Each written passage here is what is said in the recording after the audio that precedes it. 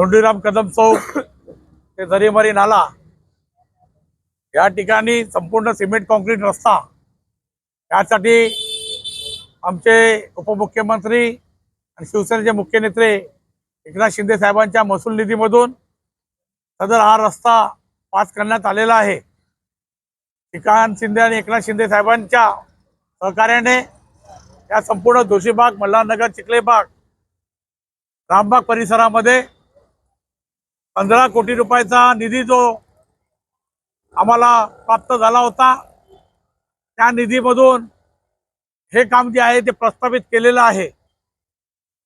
कदाचित आज या ठिकाणी आचारसंहिता घोषित होऊ शकते, त्यामुळे घाईघाईमध्ये आपण हा उद्घाटनाचा कार्यक्रम केलेला आहे।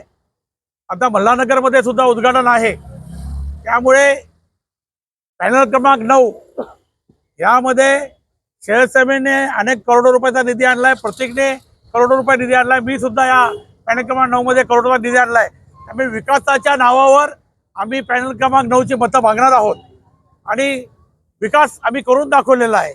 या अगोदर कोणी काय केलं याशी आम्हाला घेणं देणं नाहीये, पण पॅनल क्रमांक 9 मध्ये विकास कामाची गंगा जी आहे या शिवसेनेच्या वतीने या ठिकाणी आम्ही आणलेली आहे आणि हे भूमिपूजन जे झालेलं आहे याचा निधी 8 महिन्यापूर्वी पास झालेला आहे।